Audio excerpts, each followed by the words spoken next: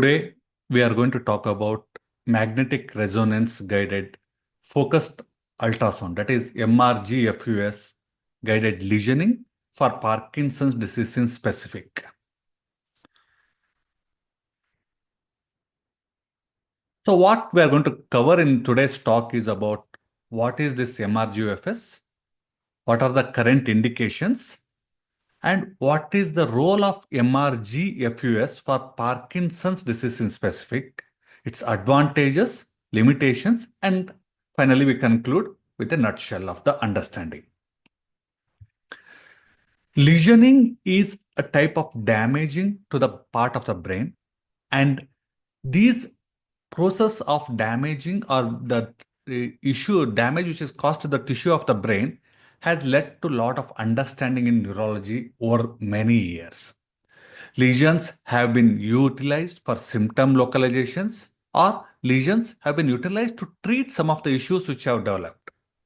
You can see this nice figure which was published in the Brain Journal, where they have showed how lesions for symptom localization has been used from early 1850 onwards, and how treatments have come into role based upon those localization, how lesioning has been used as one of the therapies for management of various neurological disorders.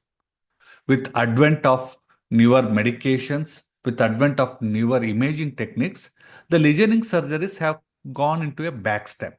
Somewhere around 1960s and 70s, it has happened for most of the diseases where lesioning was being utilized. Currently, it is getting into more into a new package formulation where people are trying to look into it whether lesioning can once again come back and give the similar impact. Why this has come out is this photograph explains to you. You can see in the left-sided image of the brain, the previous lesioning surgeries used to be big, crude, which lead to have not only benefits but lot of side effects or whatever you used to get, you need to take with that. However, over the period of time, these lesioning sizes have come down to smaller and smaller to make only specific functional benefit to which it can be utilized for. What you can see in the middle is the intermediate lesioning, and then on the right hand side, what you see is a small lesion. What you can see there is a small lesion, what you see with the MR guided functional ultrasound guided. So it's a very small lesion, what you can see as against to the early lesions, how the lesioning used to be. This dramatic change in the approach of lesioning surgeries has hope to have get back lesioning to their fame back and hoping to have better clinical benefits and better advantages for the people. So, what is MRgFUS? As I already told, or already the term implies, MRG means MR guided, that is magnetic resonance guided functional ultrasound lesioning. That's what is happening down here, focused ultrasound lesioning. So what we use is, we use multiple ultrasound beams, which is like a helmet which is sit on the head, and based upon real-time based targeting and understanding the temperature at that target, ultrasonic energy which is converted down there, which is increase the temperature of the tissue to bring it to a neuronal cell death. Basically, we are conducting a controlled thermoablation of the tissue going on. So what happens in MR guided focused ultrasound lesioning? This is what happens. So any person who needs to undergo MR guided functional ultrasound lesioning, the process happens in the MR room, not in the surgical theater. That is the first thing. What is the biggest advantage down here? Mainly no anesthesia is involved. It's basically daycare procedure. Probably patient has to be awake. So in the first step, we undergo an MRI. As MRI, when you undergo, we get a 3D visualization of the structure. You get a sagittal image, you get an axial image, and you get a coronal image. Based upon this, you can understand where the structure is there, what is the shape of the structure for the patient. And based upon that, now the concept of ultrasound is used. So ultrasound is generating pulsations of waves which moves, and when these pulsations which makes the changes in the movement of hydrogen, oxygen, nitrogen, the change in the energy, what happens, it gets reflected or captured. But this change in energy also leads to repeated changes in energy, leads to the production of a thermal capacity when it is used. So use this and direct it with a directed guidance where you can steer the wave, where the waves can go. And now you use this piezoelectric rods and put it across the brain and then focus them all coming towards one part of the brain. And when you do that, when that focusing happens, when that energy is converted, that energy creates a heat, a temperature, and that heat causes a lesion in the brain. So this is what happens in focused ultrasound guided lesioning. So you use three different modeling techniques: the axial images, the coronal images, and the SAG images. Currently we use around 1024 guided ultrasound beams to use it. And when we put that high energy beams and all those energy, the single wave does not have much of the effect going, but all the energy waves, when they converge at one point, there they cause high energy where it leads to thermoablation or temperature increases. As the temperature increases, the tissue gets ablated or tissue gets coagulated, leading to dysfunction of the tissue. This is what happens. And when that functional damage happens, there is an improvement. And that, what you can see in this video, the tremors which was there in the patient almost vanishes away or dramatically reduces in the intraoperative or in the MRI room itself, so that a patient can get up and walk being completely almost symptom free or significantly symptom free. This is the biggest advantage of MR guided functional or focused ultrasound lesioning. So what happens? Many times we want to know what happens to the lesion. What is the issue happening down there? So this is a nice paper which has been published where they have looked into these lesions and what happens. So when a tissue is damaged, there is three concentric zones are formed. One is the innermost, which is hypointense, where the maximum damage would have been occurred. Then the second zone, which is a hyperintense, which is probably where there is some amount of damage is there, but still the tissue can be preserved. And then the zone 3, which is separated by zone 2 by a hypointense rim, what you can see there. The small hypointense rim is there, which surrounds the zone 2 from zone 3.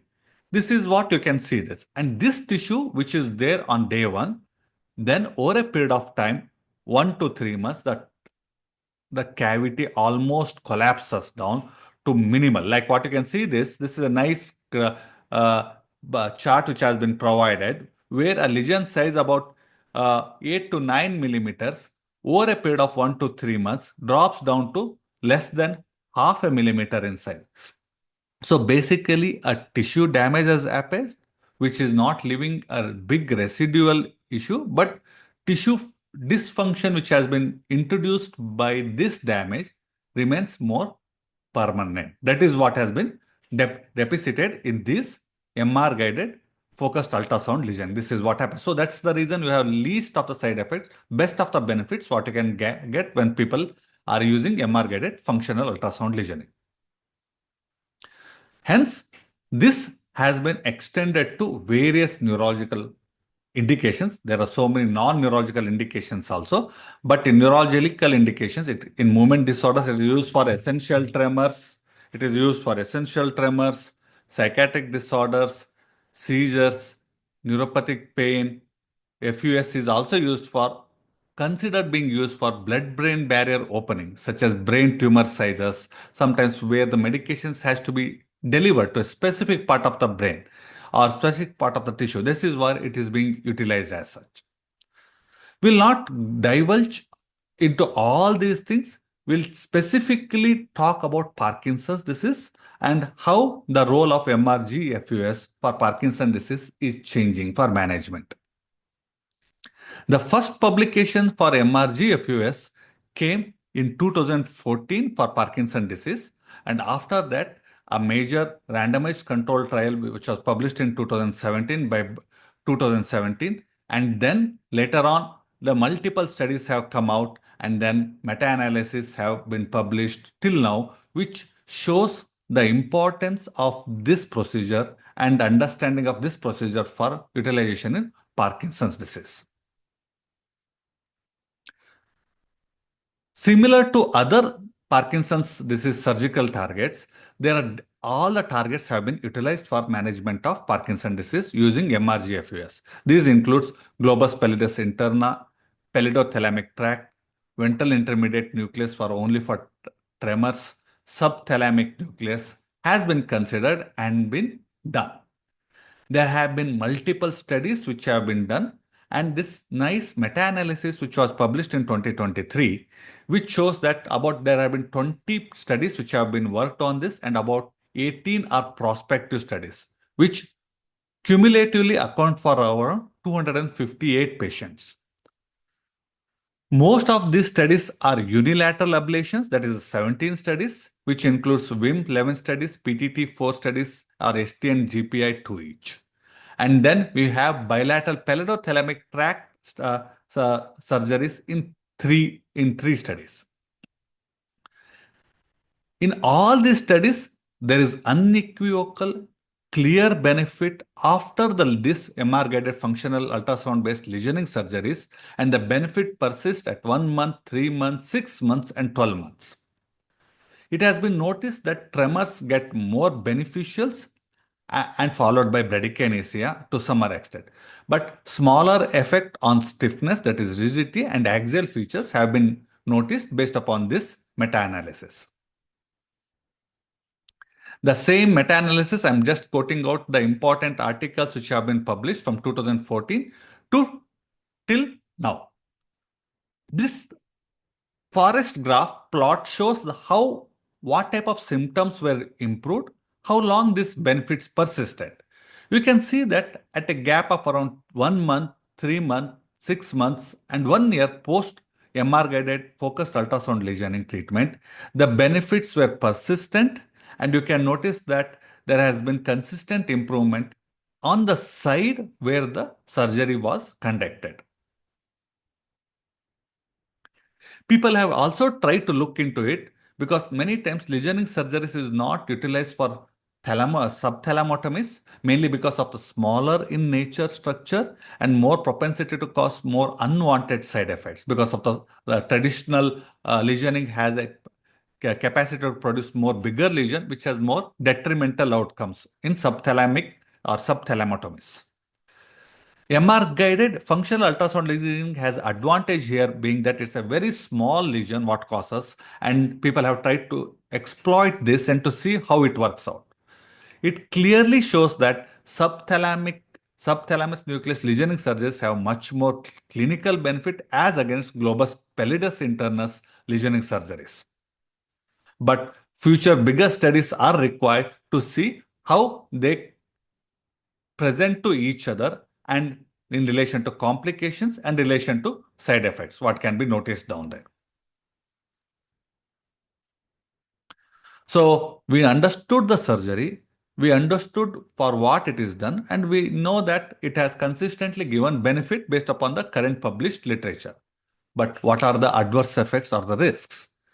The commonest adverse effects are neurological complications in the form of taste disturbances, burning sensations or paresthesias are commonly noticed, or motor disturbances in the form of paresis or weakness, facial weakness, limb weakness, eyelid spasms, ataxic features, speech issues, and cognition and emotional disturbances are also noticed. In addition to neurological complications, we can also have MRI or ultrasound guided or frame related issues because when you attach and the energy is passed, people develop various symptoms, which can be in the commonest being headache, dizziness, head burning sensation, facial swelling in few patients, nausea and vomiting in few patients, pain induced by ultrasound, back pain because of sleeping for a longer time, hiccups and respiratory difficulties have been noticed. Most of these symptoms are transient in nature and many of them get recovered over a period of time. Except for sensory symptoms and ataxic symptoms sometimes may be present for longer duration when they occur and they are having more positive presentations. What happens to MR-guided functional lesioning surgeries or a long duration of time? The randomized control trial, which was published in 2020, they followed up their patients for next 3 years. When they noticed that all these patients had sustained improvement on MDS, UPDRS, motor score, that is MDS, UPDRS 3 scores, where they're an average 23% lower at 3 years versus baseline. On self-assessment, patients were satisfied with the achieved benefit, but the commonest issue was levodopa-induced dyskinesis on non-operated side because lesioning was done on one side only, and hence the medication requirement remained the same or increased over a period of time. As it increased, it gave benefit to one side, it gave side effects to other side, causing levodopa-induced dyskinesis. The interesting part, what the authors also noticed was, albeit the motor subscore was better, neither the quality of life, that is PDQ-39SI, nor MDS UPDRS-2, that is activities of daily living assessment, which is known, showed any significant improvement. This, the authors have attributed to possibly related to patients were in much advanced in stage, and hence, even though there was some change, the assessment was not sensitive enough to pick up these changes. So, what are the limitations overall of MR-guided lesioning? It's less robust as compared to DBS, mainly because it's better, much better compared to lesioning surgeries because you have much more focused, non-operative, non-anesthesia dependent. But when it comes to comparison at DBS, does not give the steerability what DBS gives when Parkinson disease symptoms keep on changing over a period of time. Side effects may be more common compared to DBS and more persistent, such as ataxia and paresthesias are more commonly noticed and persistent. In case of DBS, if these symptoms occurs, they can be easily modulated by changing the electricity or voltage threshold. Currently, MRgFUS is primarily offered unilaterally because of the risks of bilateral surgeries and having permanent side effects. However, of late, bilateral surgeries a stepwise approach for bilateral surgeries are being done. We need to wait and see how it catches up or how it matches as against to standard bilateral lesioning surgeries, whether MR-guided functional focused ultrasound lesionings has a better outcomes and lesser side effects. The most important limitation of MRgFUS is the skull thickness or the skull density ratio. It has been noticed that because it's the energy which needs to be transmitted, higher the skull thickness, less likely they are a candidate. Currently, it has been proposed that about 20% of the people may not be candidates for MRgFUS just based upon the skull density ratios. Other issues what has been noticed is the shape of the lesion cannot be properly controlled. Most of the shape is ellipsoid in lesion and difficult sometimes to match the structure what we are trying to target it. However, with multiple lesioning or change in these things, newer methodologies, this can be overcome over a period of time. MRgFUS being a lesioning surgeries, it has its own limitations. It is very good in static disorders, let us say post-stroke dystonias or fixed dystonias, what people are having, essential tremors, where most of the symptoms are static or minimal changes over a period of time. However, disorders which are progressively changing over a time, such as Parkinson disease, and with occurrence of newer and newer symptoms, this may have a limited benefit wherein people may have a good benefit for a certain set of symptoms, and over a period of time, you don't have much steerability to manage it. Now, in addition to this, we are at the verge of getting adaptive but closed loop DBS is around the corner, which would be the major competitor where DBS, where per se by itself, if it can decide and modulate itself, many times the role of MRgFUS may need to be questioned, or going back to lesioning surgeries need to be questioned once again. This is where we are waiting at the crux of scientific breakthroughs to see what we are going to get in next 5 years. Overall, in a nutshell, to tell about MRgFUS is the biggest advantages are it is non-invasive, there is no radiation involved, no anesthesia involved, no implants on body. So the visual disfigurement which is associated with DBS and other things which makes you much more uncomfortable, surgical scars are not here. That's the biggest advantage down here. However, the limitations are lesion what is happened is similar to traditional lesioning. It is non-modifiable. Whether the effects wane off over time is a question which needs to be answered. Skull density limitations limits not for all the candidates. Its cost in India is similar or costlier than the regular DBS which is being done in the center. No modulation is possible with disease change over the time and long-term data are lacking. Overall, what we can tell is when we compare lesioning surgeries, MR guided focused ultrasound lesioning is much more superior than traditional lesioning surgeries in Parkinson disease. Whether this holds for other lesioning surgeries where you require a bigger size lesion is required, that's a different question to be answered. When you look from a perspective as an option of surgery for Parkinson disease, overall outcome for surgery for Parkinson disease, probably still I feel DBS has more advantages because we are looking at the clinical outcome than the comfort on the day of surgery because DBS has much more steerability in option, modifications as the disease progresses can be done as time goes by. Overall, to summarize, MR-guided functional ultrasound lesioning brings back lesioning surgery for Parkinson disease to the mainstream. That is the biggest advantage, and we can try to see how in current trend it can be utilized in the best way. It also shows that the benefits of lesioning surgery can be easily taken sans all the surgical risks, and it adds up to our list of therapeutic options available for patients to choose from. So many elderly patients or surgically unfit candidates who were previously not being offered anything, now they have better options using MR guided functional ultrasound, focused ultrasound lesioning, which gives them symptomatic relief. And definitely for patients who were psychologically scared by the name of surgery, now have better options to improve their quality of life with MRgFUS.